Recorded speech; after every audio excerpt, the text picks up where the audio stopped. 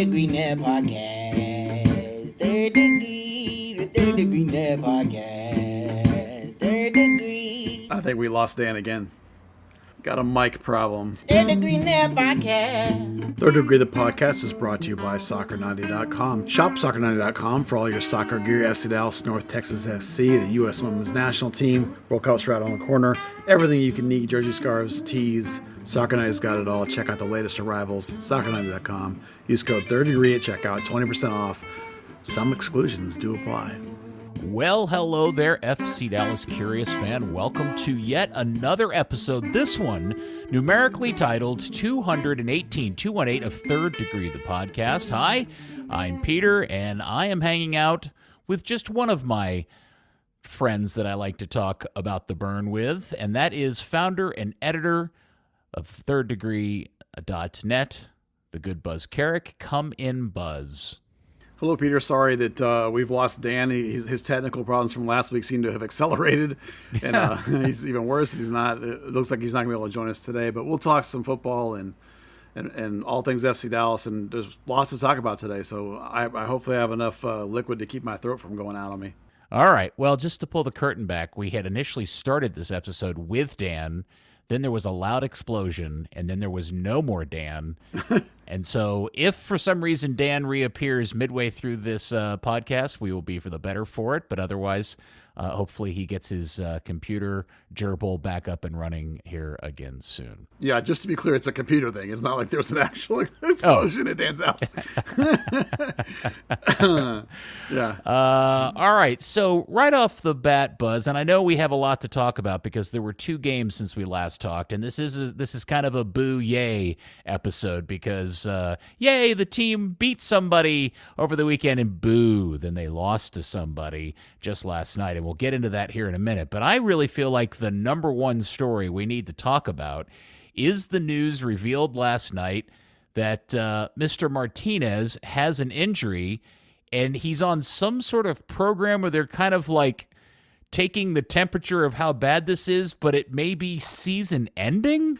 Yeah, we knew he was hurt or banged up or whatever because he had missed a game or two, and it turned out that it's in the notes that FC Dallas released, it said knee problem, and then Steve Davis said on the pre-game, I think it was show, or maybe it was the post-game show, that FC Dallas is doing an evaluation of Mr. Martinez because they're hoping that he can just sort of heal and recover on his own, but if not, he will have to have season-ending surgery, and it's important to discuss that because his contract is up at the end of the season.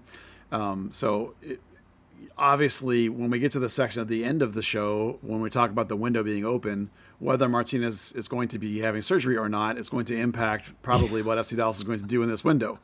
So this is big news. I don't know exactly when their evaluation started. I would imagine it was before these two games. So perhaps over the next 2 days or perhaps early next week, we will learn maybe whether they're going to have him do surgery or not. And probably the way we'll learn that is they'll put out a release that they did it. So there is a press conference tomorrow. And so we'll ask someone, I hope will ask about it, and we'll see if there's any more info. But they're definitely down to just two guys in that starting rotation now with Ibeagha and Nicolas Tavares. So, which is a problem unto itself, which we'll get into in a minute. Yeah. And of course, don't forget, we also may just happen to find out if Martinez decides to tweet a photo of himself in the surgical ward and put it on his Instagram. Yeah, that has happened before. Yes, famously, yes. Yeah. Man, that's crazy. And that sounds like, and again, I'm not a doctor. I like to play one on the radio, but that sounds like a meniscus issue to me. We're guessing, but if they're willing to try and see if it sort of heals itself up, that implies probably not MCL or ACL kind of tear-ish. That's like dump a bunch of cortisone in there and steroids and see if that'll cool it off and let him play the rest of the season. Yeah, put some ice on it and see what happens. But the general vibe is kind of one of concern, obviously, when they're having to make this kind of level of decision. Martinez, of course, will be involved in that decision, but so will the club. In terms of, I think in the end, you cannot force someone to have surgery. You can only advise them what you think is best for them in terms of playing and and obviously you have to put the best interest of the player up front. So, like, they'll only say he can come back if it's really not going to be a big deal. But if the other recourse is season-ending surgery, that sounds like a pretty big deal. And even if he returns, it probably means that you don't want to start him unless you absolutely have to. Right? He's only going to be an emergency, probably, I would assume, if he's playing on a bum knee. So certainly changes things. Well, it does, and it's one of those deals. It's kind of like the Paxton thing that we asked about a few weeks ago, which is just how bad and severe is this injury? Because they're like, oh, it's just a thing. We're giving it some time. He'll be okay. And then now suddenly we're on the precipice of finding out Martinez may be done for the season. So it went from what seemingly no big deal to, well, maybe. We'll see how this your two possibilities are cross your fingers and he's done. So we'll see how that goes. Yeah. Okay. Well, I think if we were all just try to be positive people about this, at least it's not Nicosi who we're talking about, right? Yeah. That would be horrible. By the way, I should be clear that Martinez, the club does have two options on Martinez for 24 and 25, but his original deal ends at the end of this season.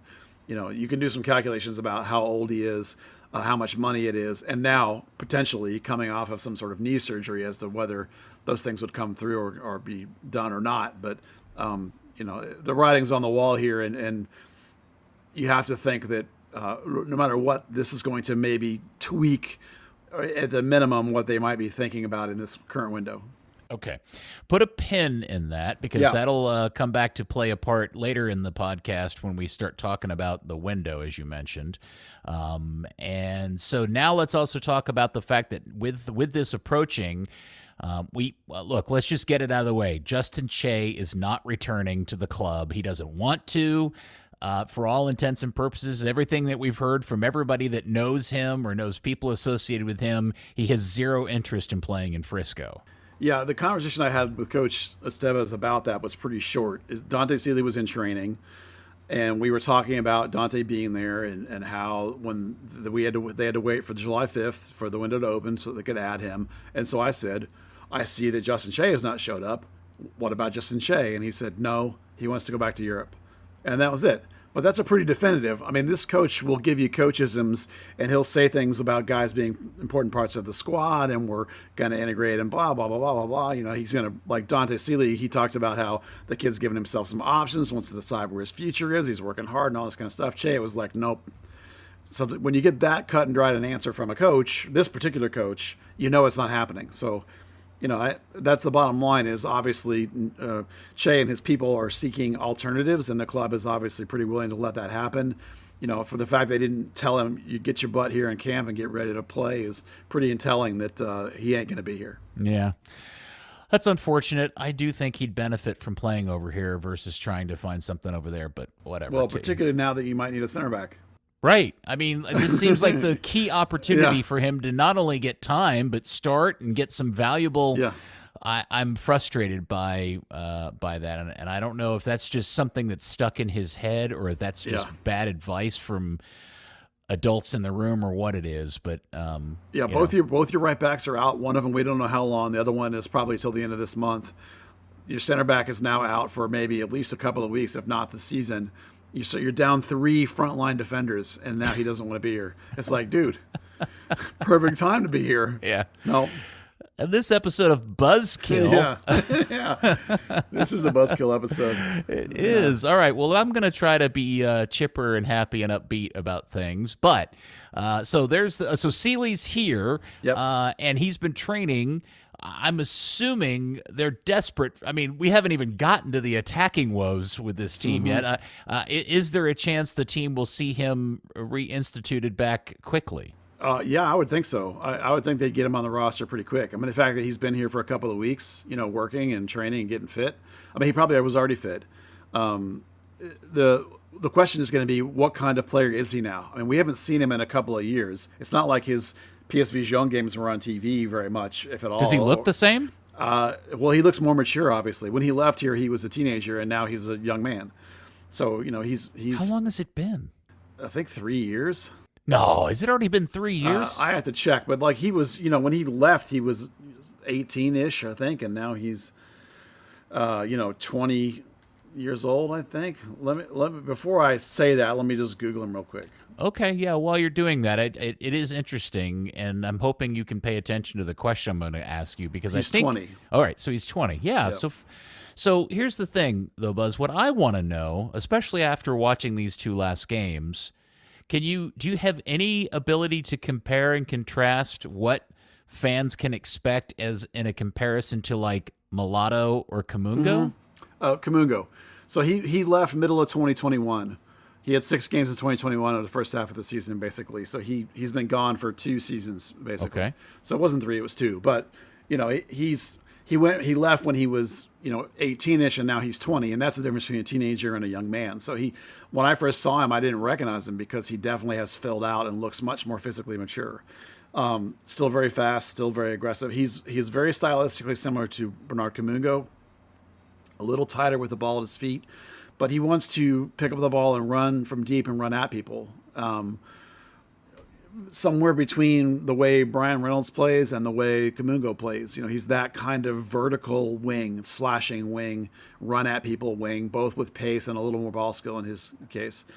You may remember that he scored a goal back in 2021 when he was playing left wing, particularly in that game, if I remember correctly, when he scored that goal. So he can play either side.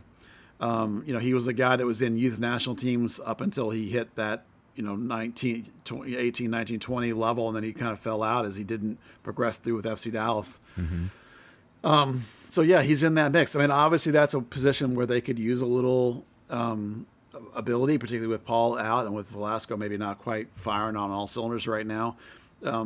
But the problem is of course we haven't been keeping close tabs on him like you and I certainly haven't. So I was like, I really have no idea what kind of player we're getting. When he left, he was pretty much right where Kamungo is now, where he was getting these trash minutes. Like, for example, in 2021, in those 6 games he played 62 minutes. He was getting these moments at the end of the game, 10, 15-minute runs here, a little late game punch, that kind of thing. So we'll see. He's been playing a fair bit for Jung PSV, and before he left, he played a little bit for North Texas. So it's actually a mystery what kind of player we're getting. Was he doing anything positive, or did you get any reports as to why the Dutch team decided not to keep him? Well, he wasn't getting on the score sheet very much. I think this last season he had 1 goal and 1 assist. And there were big chunks of time when he was basically not in the team at all towards the end of this particular season. But then they went and played in this big, huge tournament right at the end, like a postseason tournament, and he played like in every game and scored a couple of really nice goals. But I think in the end they just had decided, their reserve team's got 25 players in it, and the chances to go to your first team in that environment are very, very small. They have guys coming down and playing that are veterans with, in that PSV's young. It's not like it's a U22 team or something like that. Yeah, and I think it's probably fair just to set everybody's expectations appropriately that if he's not lighting it up at that particular level, the odds that he's going to show up here and start hitting bangers are pretty low. Yeah, basically, as near as I can qualify it, he's essentially the exact same age as Bernard Kamungo, give or take a little bit. That's the kind of player you're looking at. He came through the academy, so he is a little more polished tactically, but he's not ever really been a tactically dialed in player. He's always been a very individualistic kind of player, like a head down and go kind of player, Right. He's not exactly, I would not have said traditionally that he was this kind of training warrior that Nico Estevez tends to like, these guys that just bring it every single day 100%. He kind of was a guy that was willing to, I'm not saying he loafs, those are different things.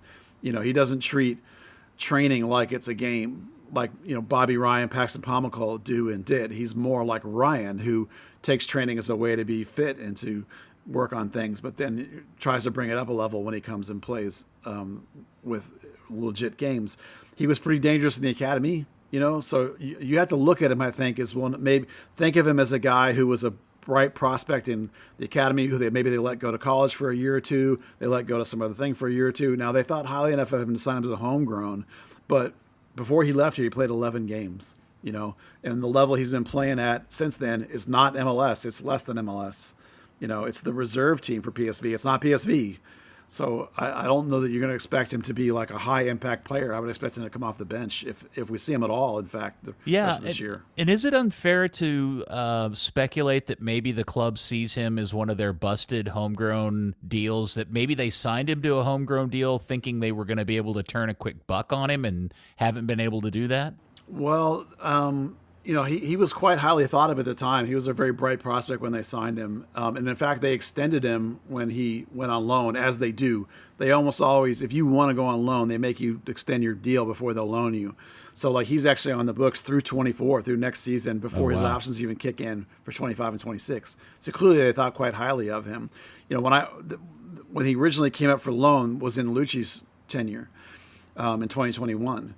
So I talked to Lucci about it, and he I think Lucci kind of felt like at FC Dallas, where he was a homegrown at the bottom of the roster, that Celia kind of wasn't getting the direct attention that maybe he needed. And they kind of were interested in loaning to somebody who would put him in a more of a reserve type environment where he would be like one of their focus players, because even like North Texas at that time, he was already just blowing by guys in North Texas. That wasn't there was that little bit of a gap that was kind of a problem in this player's case. So PSV was an opportunity that came up, and I think they probably thought, oh, this would be great. It's not playing for Jung's not MLS, but it's it's certainly going to be better than North Texas, and maybe we'll see if he can blossom and grow there under what you would assume would be really good coaching, because PSV is a really good situation. Them knowing that like at 18 or whatever it was at the time, it's going to take a couple of years before he can really be impactful for us, and that's where he is right now. You're hoping he's now at a stage where he could come in and be impactful. But it's going to be down to him. We haven't seen him. He'll have to take a step. He'll have to find a spot in the rotation, in the order, in the depth chart. Does he need to play for North Texas a couple of times? I don't really know. When they were using him in practice, he was kind of a extra player. Like they were having him play like as a 9 for a team that was all defense. And then they really didn't seem to know, like the day I watched him, really what to do with him, because they have guys that are integrated like Kamungo and Obrian who were filling these spots that he would also play. So it's not simple. Oh, the life of a professional soccer player. It's an interesting one for sure. The other news related to the roster is the new guy, Ansah. Is that how it's pronounced? Have we heard an official Ansah? It might say in the article about him. I could look, but I think it's Ansah. Okay. Off the top of my head. He is arriving in town tomorrow. Tomorrow being Thursday the 6th, correct? Correct, and with visa in hand. So technically, that would mean he could be on the roster this weekend. But I would find that, even just given what I know about this coach, that would be incredibly doubtful that he would walk in with a Thursday, Friday training and play. That would be totally out of character for this coach. Maybe there are guys like Messi who would walk in and that would happen, but this guy, that's not going to happen. So particularly, and that's even kind of what I've been told. So I would temper the expectations that like this weekend is going to be it. But Leagues Cup sounds like a great time to try and get him integrated in the team and see what he's got. He's not a project player. He's a 28, right? So you're not looking at like, oh, we're going to develop him. No. This is a guy that really quickly should be in the mix. Again, also plays the same position as Dante Sealy. So keep that in mind too. But this is a guy you would expect to be pressing to be in the lineup or a key sub right away. Mm-hmm. But not this weekend. That's, give him a week or two and he ought to be, though, or else that's a mistake. Especially at elevation, since the game's in Denver. Yeah, I mean, that would be ridiculous, because like Friday's only going to be like a walkthrough, and then they're going to get on a plane. So he would get 1 day of training to try and pick up. No, it's not happening, not under this coach. But maybe they could stick him on the bench, and maybe you could throw him on for 5 minutes, or maybe you take him along just to sort of team integration, like having him with the guys, like I can see that happening, but and if they're still so short, stick him on the bench as like the 9th guy or whatever, but I wouldn't expect to see him to play. That'd be crazy. Well, it would be nice to see what the addition is, but that also leads into a larger conversation about the Hunts and Zanata actually pulling triggers on things as this window arrives, while all sorts of other action is happening around the league, and we'll talk about that here in a little bit. Just real quickly, before we get into the games, I just want to throw, and Buzz, I'm sure you feel exactly the same way, I want to throw my support behind Jesus in the amazing work he's done for the national team in the Gold Cup. I'm really, really proud of him. It's fun watching a guy from your club score goals. I don't care against who? Yeah. And the ridiculous criticism that he has garnered that he's hitting goals against minnow nations is just the dumbest thing in the world.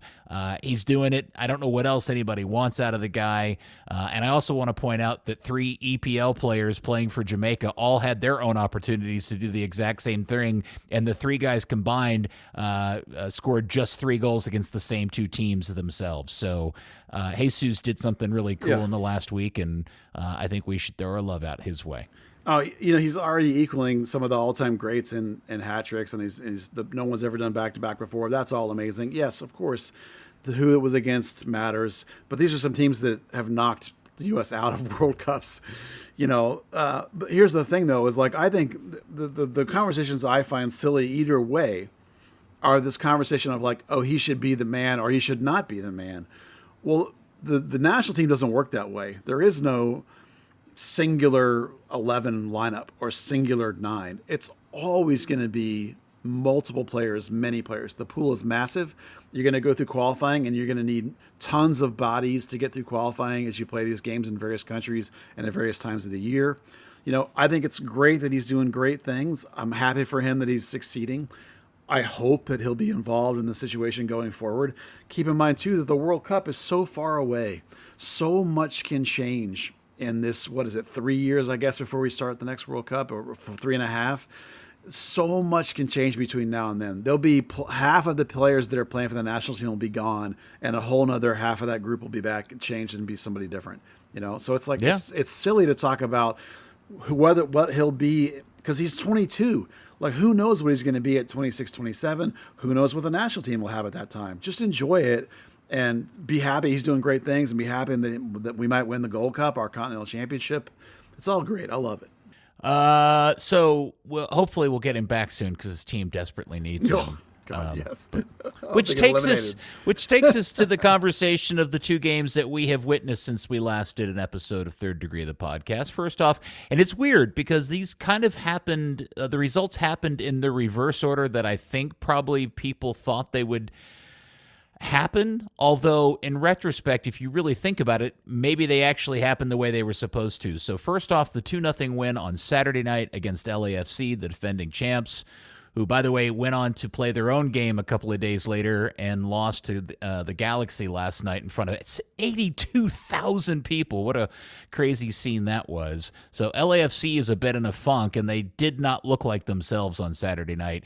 And Nico had a these 2, in fact, it's going to be difficult for you and I to talk about these 2 games separately. It would be a lot of time talking about largely the same thing, but this was all a operation in triage for Coach Nico. Yeah, these are 2 clubs that, that while you would say that they're on different ends of the spectrum, LAFC and DC United, LAFC, as you mentioned, is reeling. They've not done well of late. They've had some stumbles, and they're not winning like they were early in the season. And DC United, same sort of boat. They've stumbled a little bit too. But consider that while they're in 9th in the East, they're only like 3 points behind Dallas. And LA is only without looking, something like 5 points ahead. So these teams are relatively tight. Again, all this parity in this league. And Dallas went at these teams exactly the same way. They're missing so many pieces. Even though they got Obrian back against DC United, they still are missing so many creative pieces that they basically played on at home like they do on the road, which was this mid to low block. They don't really want the ball very much, and they want to counterattack you. Now, DC United also doesn't want a lot of the ball, whereas LAFC does, and that was the main difference between the 2 games. But from the Dallas perspective, the performances were almost identical, except that against LAFC, Kamungo, when he got his one little 5-inch space, he got it and scored. And then against DC United, he had that chance early in the game, and he didn't. And that pretty much is the difference. Junka's goal against LAFC is great late, but probably a little bit of a byproduct of LAFC trying to push to get back in that game. So really the difference is when your moment comes, do you get it or do you not? And that's what turned both of those games. And this is why the value of a player like Jesus, who gets those every time, if he's in there rather than Kamungo, Not that it was in the second game, Kamigo put a different position. So I'm just making a broad brushstroke here. That little moment, that little goal changes, or not goal, changes everything. And so that's why Kamigo was man of the match against LAFC, and he was not against DC United. Yeah, it's interesting because this is largely what we predicted when we realized that Jesus was going to be gone for an extended period of time with the national team, which was, guys, we're about to lose the only person on the team that's hitting goals consistently. What are we going to do? And that is, by and large, is what we're seeing with this team at this point. Is just like, especially in the DC game, they had their opportunities to win that game or at least tie it. How about that? Yeah. And it was just miserable finishing by more than one player that kind of kept that from happening. Yeah, you look at the LAFC game, and they had 7 shots, and they scored 2 goals. But the 2 shots on goal, and they got both of them. And in the DC game, they had 11 shots. So they actually had better offense and created more opportunities, but only 1 shot on goal. And they didn't get it. They didn't get it. It was saved. So these are thin margins. They basically played exactly the same against both teams. They created the same amount of chances, relatively speaking, they have all year long. There was no dip. This is the kind of team we've seen all year. Around 10, 12 shots a game at home, road, doesn't matter. Efficiency in front of net from Jesus is the difference most of the time. And so, again, that's all the difference in these 2 games. They came through and scored in the first one, and they didn't in the second one. They played just the same way they always did than they have all year. Yeah.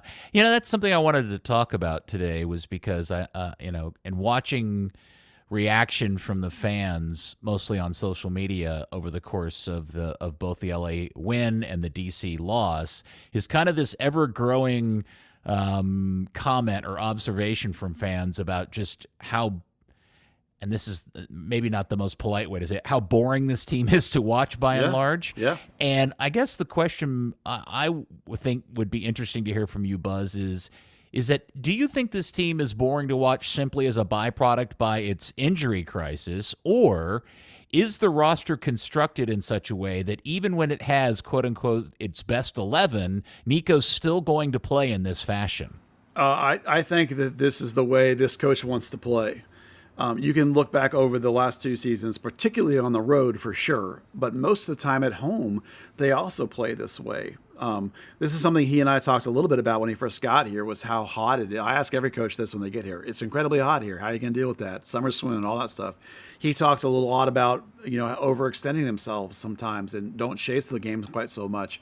And this is how he chooses to play. You can watch this team play game after game after game in a mid to low block. Yes, it's boring as hell. They want to play in quick transition. It's not a counterattack. Those are different things. It's not Roy Lassiter where you just boot it and he chases it. This is a quick, ticky-tacky, up the field, rapid transition game. They want to turn you over near midfield, or even occasionally high in a little press and get at you fast. Now, yes, from the general perspective, it can be quite boring. They do not create a high volume of opportunities. There's not a lot of shots. I frequently hear people around me say, man, nothing's happening in this game. It's so boring. And without fail, this team hardly gets any chances until about the 60th minute when they make a sub or 2 or sort of lean into it and go for it. It happens every time. Now, I would counter with that there are lots of things going on that maybe a lot of people aren't necessarily looking for. There's a bunch of terrific team defense happening and some tactical things that are happening when they're switching formations, how they stymie passes, how they can prevent people from building out of the back.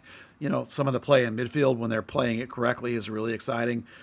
Now, I grant you, all that can be boring as watching paint dry most of the time, unless you're really into tactical shapes and stuff, which is what I'm trying to look for most of the time. So it's just a matter of perspective. But this is definitely not an entertaining product, quote unquote. This is not how you're going to necessarily bring in a lot of fans, except that winning is fun. And winning, when you do get a goal or 2 out of this game, you can then walk away really pleased.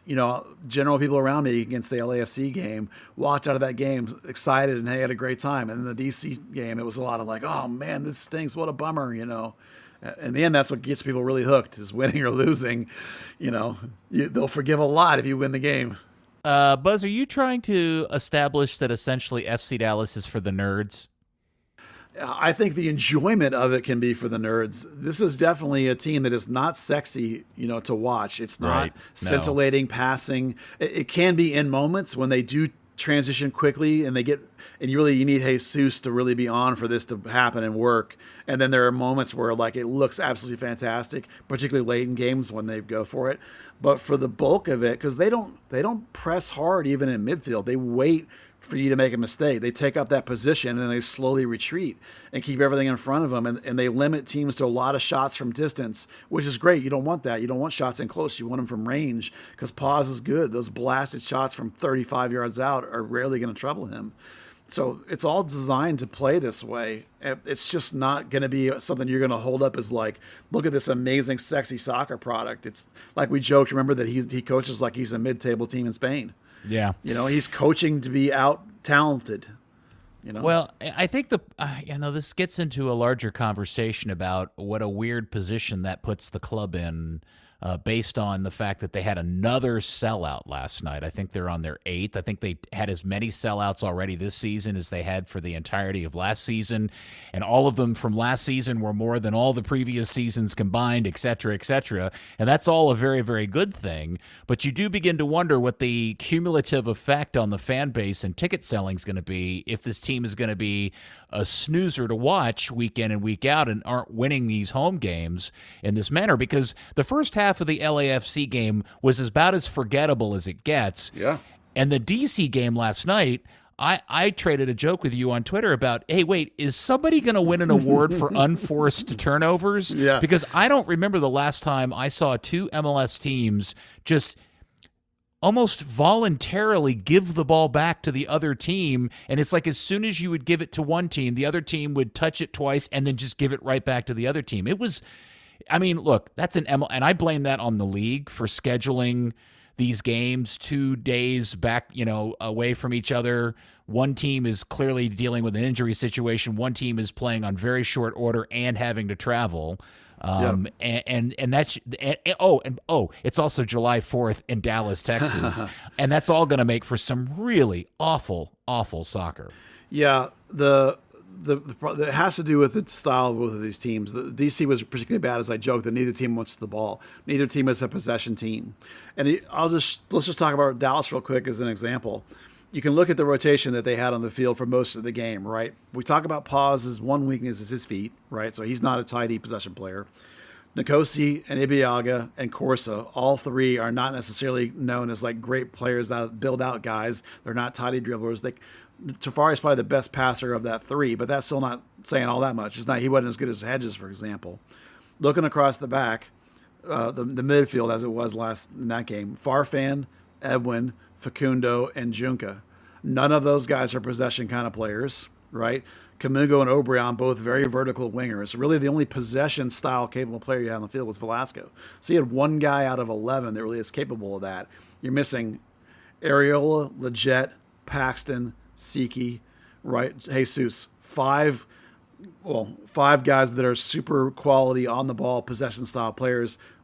4 of the 5 make $1 million.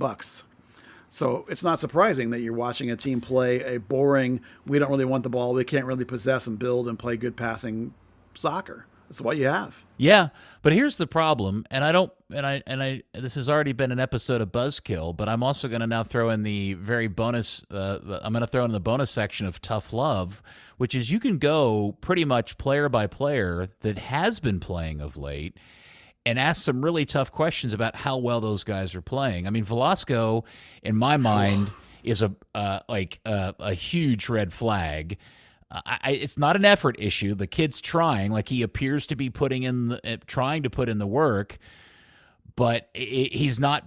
It was weird. I actually looked this up on FBref the other day, and I don't know how FBref and the stats judge duels, because if you go and look at Velasco's grade on how he performs in duels, it's huge. He's like one of the top in the league. But I'm telling you, on the eyeball test, I watch him play and I go, I'm not sure he can actually beat anybody face up, especially around the box, or he doesn't choose to or something. So that part of his game to me is really, really curious. And then Leggett, why did he not start this game? Two, in the 1.5 games we watched him play, man, he just looks like a shell of himself. And I'm sure most of this is tied to his off-the-field issues. He just looks like he's got his brain somewhere else. We don't know what's going on with Areola. Yeah. Jesus may never play for this team again. Obrian has now gone back to bad hot air, Obrian.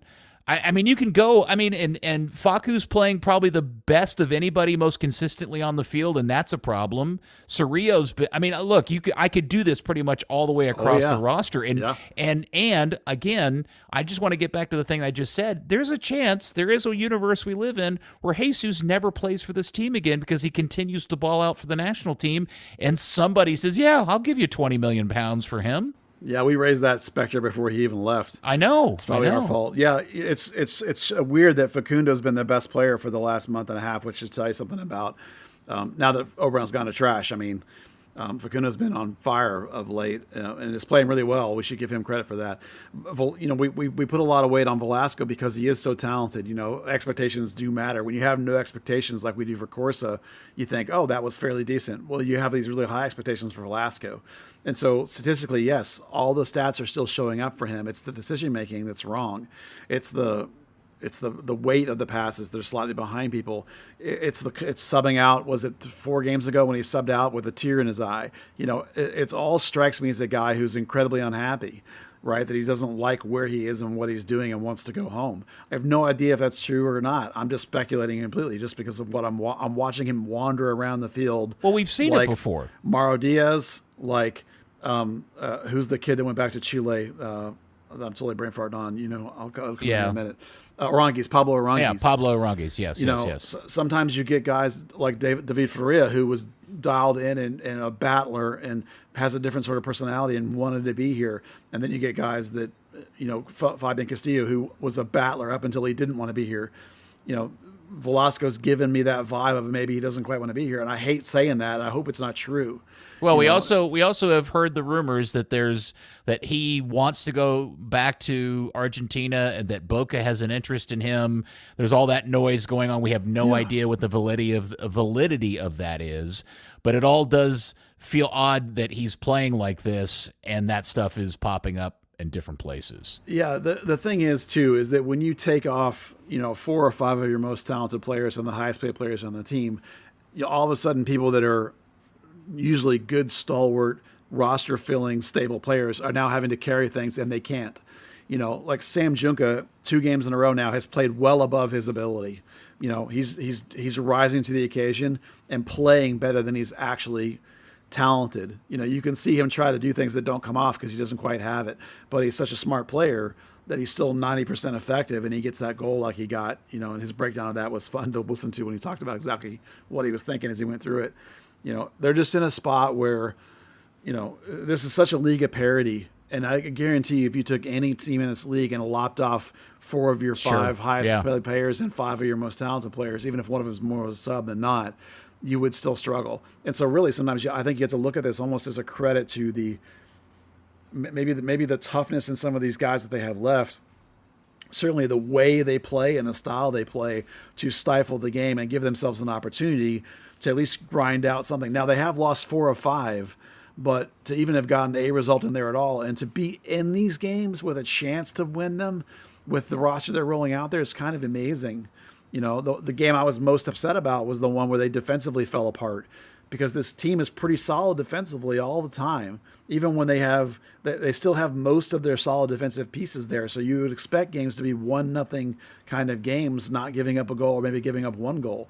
It's when they give up 3 that you, by halftime, that you get really mad and really, I did anyway. Yeah. You know, so like these 4 out of 5 are not particularly upsetting me given the circumstances they're in. It's going to be a grind until Jesus comes back. And you're totally right about Legit. You know, last night, certainly there are worse players you can put out there when he went out there and in the game he started. By the way, I assume he didn't start because he's just come off of injury and you have 3 games in this week. They have another game this weekend, so you couldn't start him in all 3 having just walked off the injury list. So that I'm sure that's why he did start. But even when he did, he's just an average MLS player that I see running around out there. I've seen worse players, don't get me wrong, but for a guy that's getting paid $1 million, it's just barely out of the national team pool. He ought to be a really effective, dominating player, and he's not. He's just a dude. and that's a worry.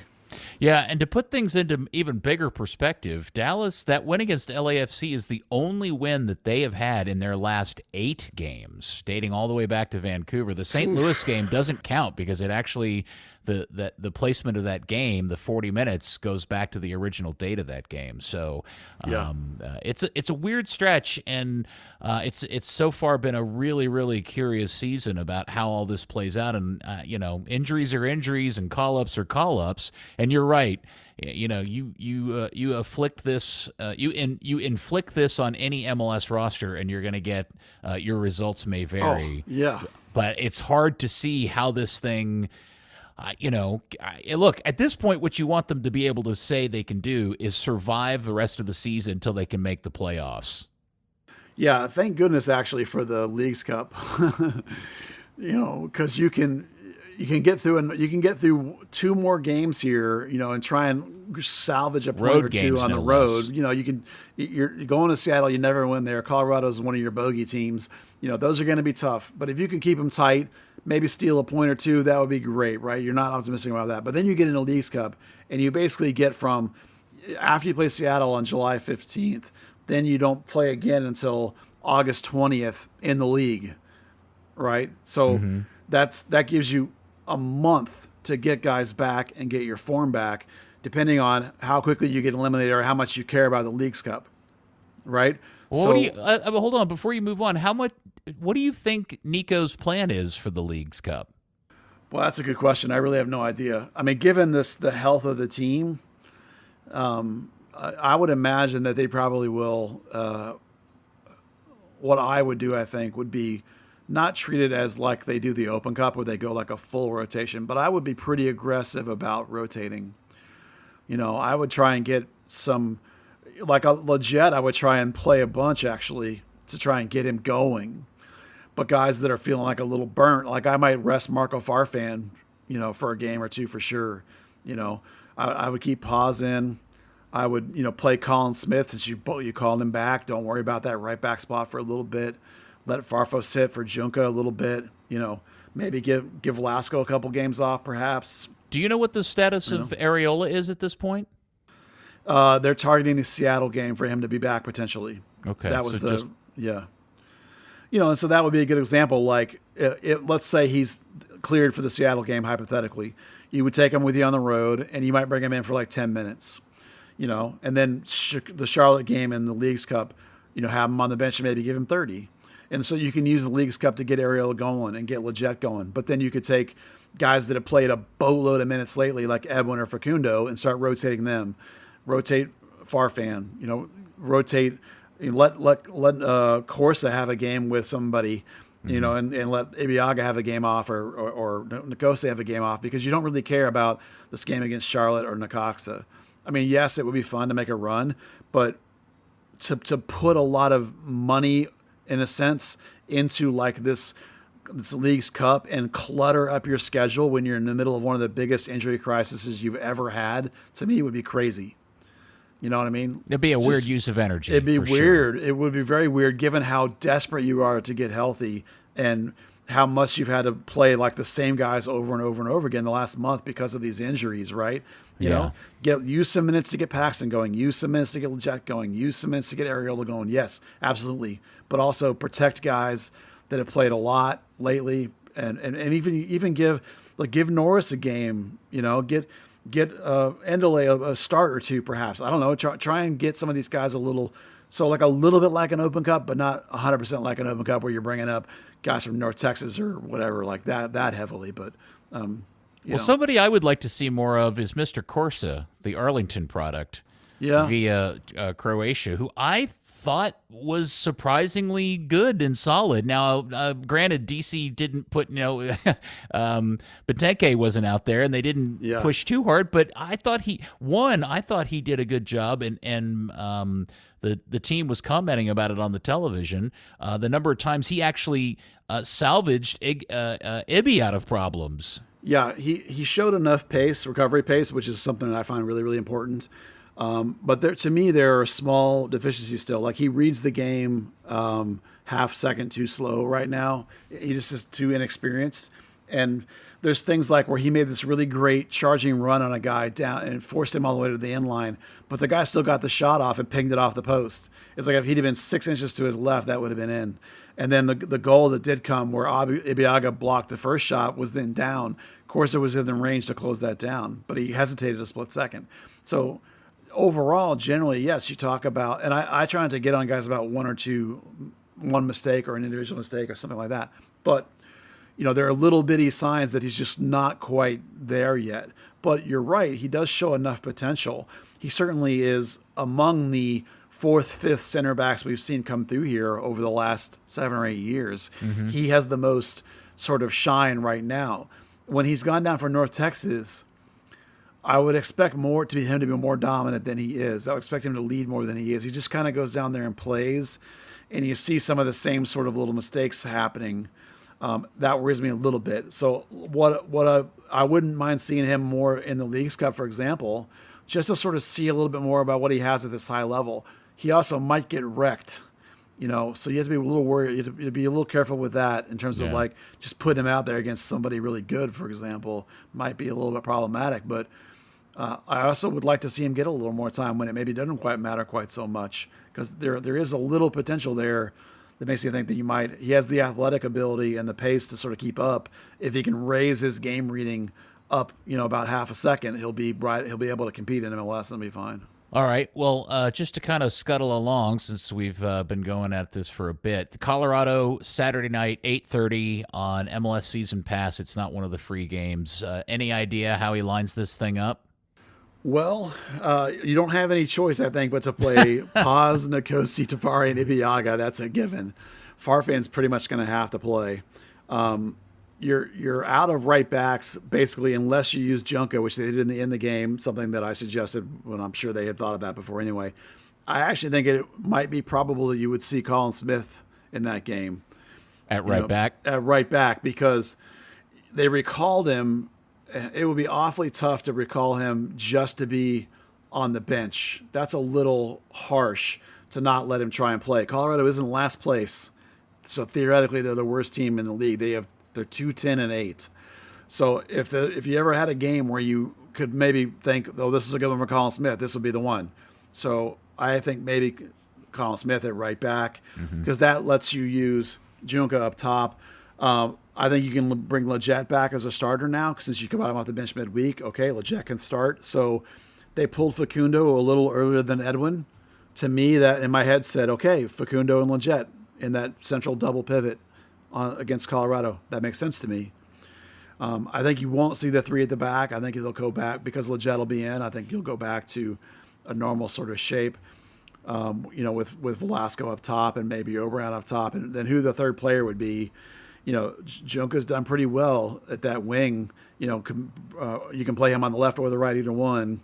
You could try that Velasco at the 9 bit again, or you can put Oberon in the middle, like they have done, where they can use his pace to get at people, and then you can have Velasco left, Junka right. You've seen that Junka can score from that opposite side on that good foot.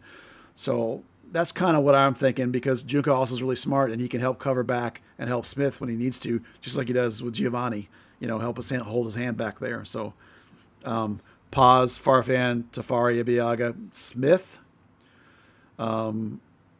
Leggett, Facundo. I need a third player in there, don't I? Maybe Paxton's ready to go. Paxton might be ready to go. And then Velasco around, Junk up top.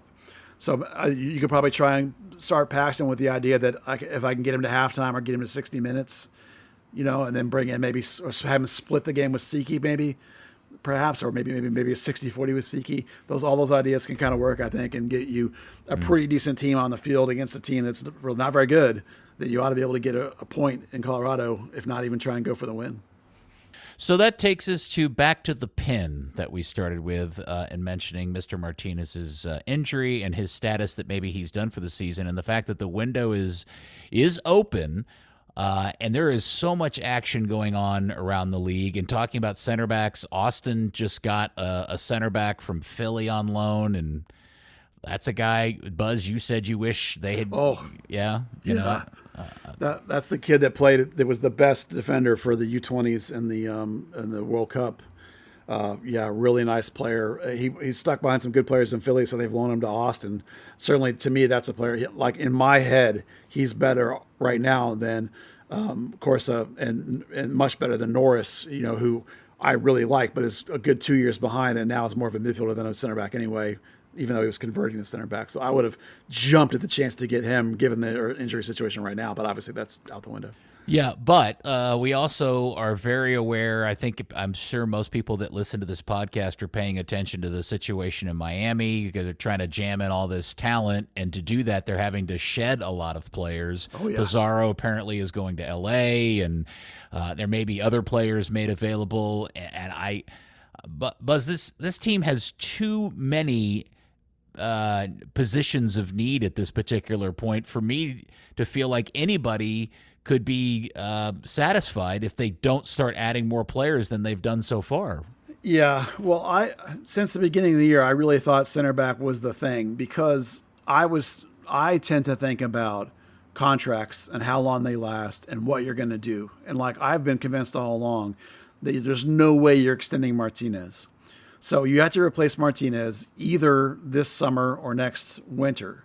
And given that I knew they tried to do it last winter, and given what they said, I thought it would be this summer. But some people that I've talked to don't think that that was true. They think that Dallas was pretty happy with the trio that they had going. Martinez, Ibeagha, and Nkosi, that those three were enough, particularly because we've seen a tiny bit out of Corsa at this point that feels like, okay, maybe there's a little bit there. But Martinez being hurt changes everything. If you think he just needs a couple of weeks and he can come back or just be a reserve for you, then okay, then we can get through the rest of the year. That's fine. But if he's out, you almost certainly then need to go get a center back of some kind. The problem would be that with his contract, Martinez's contract going to waste, might be really hard to add a big-time center back. You probably would have to look for a reserve kind of depth center back. And might get something not much better than Corsa. But you need one because you need to have at least 4. And I would say 5, but now that Norris is probably not a center back anymore, that kind of is a question mark there.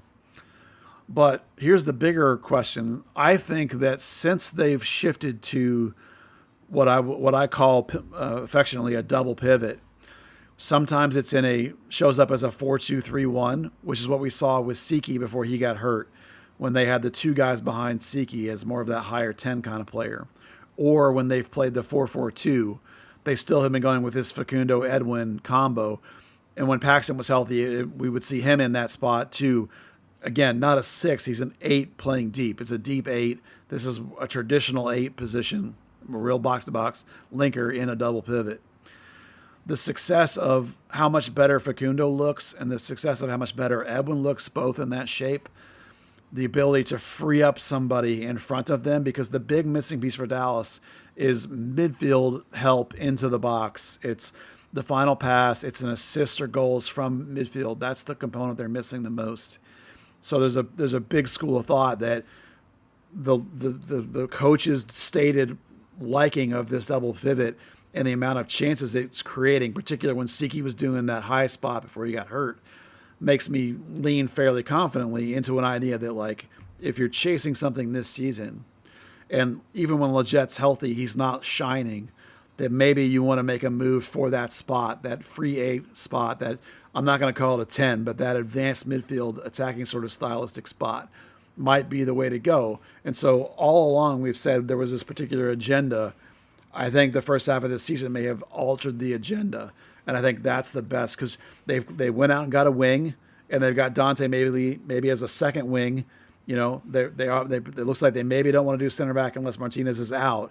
That leaves you that perhaps attacking sort of midfield role possibly. The other idea, of course, everyone has is this idea of going on and get a legendary 6, world-class 6, but those are expensive, and you got a lot of money in Facundo. And admittedly, he's playing great since they've shifted this tactic.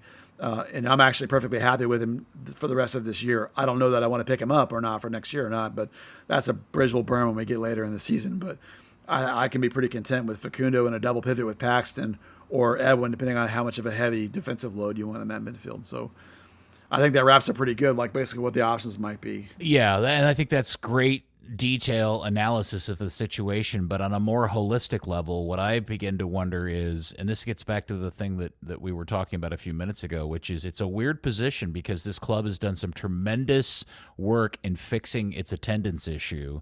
Again, another sellout last night. They're now in the top half of the league in terms of attendance, and I think they're top 5 in terms of attendance for capacity. And you do wonder what the temperament of the fan base will be if other clubs are adding big name players and suddenly all of these fans, whether they be long-term fans that just are starting to show up again or new fans, either remembering or coming to the realization the Hunts just really aren't big spenders unless they are big sellers first, and there's no big sale pending unless Jesus gets sold, and that's a completely different story. Or Velasco. Yeah. They're up 12% in attendance, which is one of the best 6 in the league. Yeah, you're totally right. Here's the elephant in the room, though. Jesus Ferreira has become a difference-making player. He's a guy that can single-handedly win games for you. You actually, with him, you have a chance. This idea of get in and then let's see what Jesus can do is legitimate. Just get me into the playoffs. If I'm top 4 or 5, maybe I get a home game. I don't remember what the exact breakdown is. And Jesus maybe he can pull it off. Well, that's the elephant in the room. What's the window on how long I have Jesus here with my franchise? If he's sold or he leaves, I'm back. I have to reset back and start my progression again of building a team, because at that point I have nobody that can score goals. And so I have to find a new goal scorer. Does that happen right away? Do I have to try some different things? Do I have to go out and get some different guys? Given the current structure of the team, having him or not having him is everything going forward for the short to, not like the rest of this season per se, but yes, for the rest of the season and probably next year. How long can I keep him? So you have to become problematic about that. Do you go out and make moves to try and win with Jesus for right now? Like, do I go get a guy that gives me the best shot at the last half of this season? Or do I sit and hold my cards and wait and see what happens? Because if you go out and get a guy and go spend $3 million to get a 10 to play underneath Jesus in this current 4-2-3-1 that we've seen a little bit, or as a second striker next to him in a 4-4-2. We've seen that a lot lately too. Let's say you do that, and then this winter Jesus is like, see ya, I'm out. And then you're like, shit, now what do I do?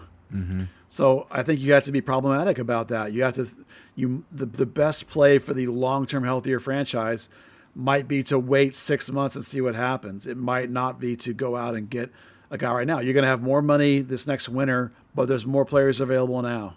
Yeah. So these are the tough decisions that you're going to have to make between your owner and your technical director with some input of your head coach and probably all your staff. But someone's going to have to make these calls about, are we rolling the dice right now with Jesus before we lose him? Or do we cover our bets in case we do lose him this winter and then we're totally screwed? So that's a tough call. You might have to have a conversation with Jesus, see where he is on it. He might be fired up to go one more year here and see what happens. Hey, I'll stay for a year if you go get me this piece. Not like a name specifically, mind you, but if he's like, if you can give me a great playmaker underneath, I'll stay for one more year. You know what I mean? Granted, remember too that he does have a relatively high salary. It's difficult to move him. The leagues that he could go to that can afford him are more limited than any player they've had here before out of their academy. Richards and Reynolds and Reggie and Tanner, those all guys all had way, way lower contracts than Jesus does. He's much harder to move. There are much less teams that can afford him. Yipes, it's a weird situation. It's a tough call. Yeah, well, there's so much good has changed around here, and a lot of it was tied, one, to Austin doing what they did in terms of the experience, yeah, right? 100%. And the other one was the money they made from selling off Pepe, and they've clearly blown through that. That's not a criticism, but man.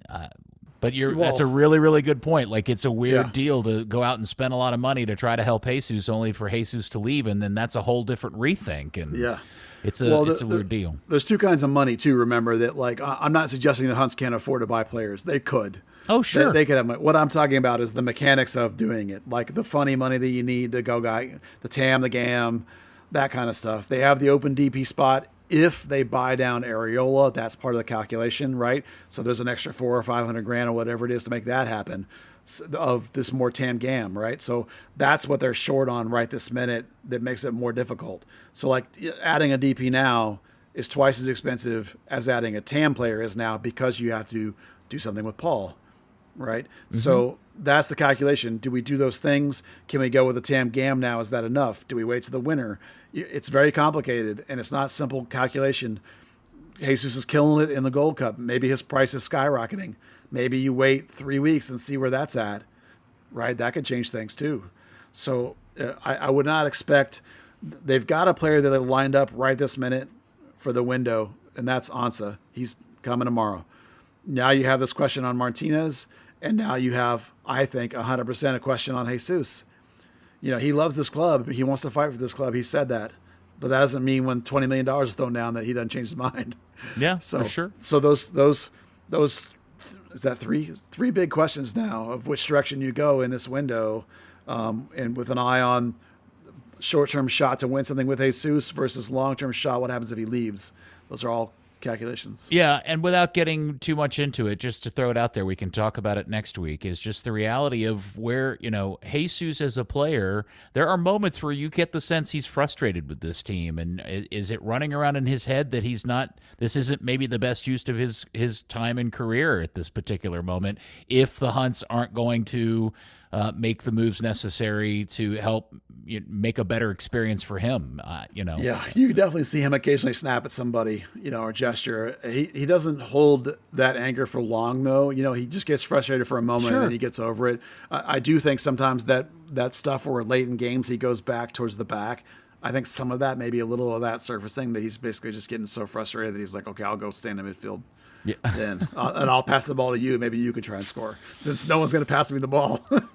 It's all tough love conversations, my friend Buzz. I mean, listen, Jesus Ferreira is an absolute baller. Right now, he's playing. I think you can make the case that right this second, he's the best player this team's ever had. There are guys that have done more things and longer tenure, but this league is way better than when Jason Christ was here. Way better than it was 10 years ago when Oscar was here. This league is. Yeah. For him to be doing the things he's doing back-to-back seasons like this. I mean, how many times has there been an 18-goal scorer in this team? Maybe 3 or 4. And to do what looks like to be doing it again for a second year, that's never happened here. Right? Christ had a great season. Then Graziani would have a great season. And then Cooper had a great season. And then Cunningham had a great season. None of them did it consistently. And the league is so much better than it ever was. And for him to be doing it back-to-back, to me, I think you can make an argument that he might, right this minute, be the best player they've ever had.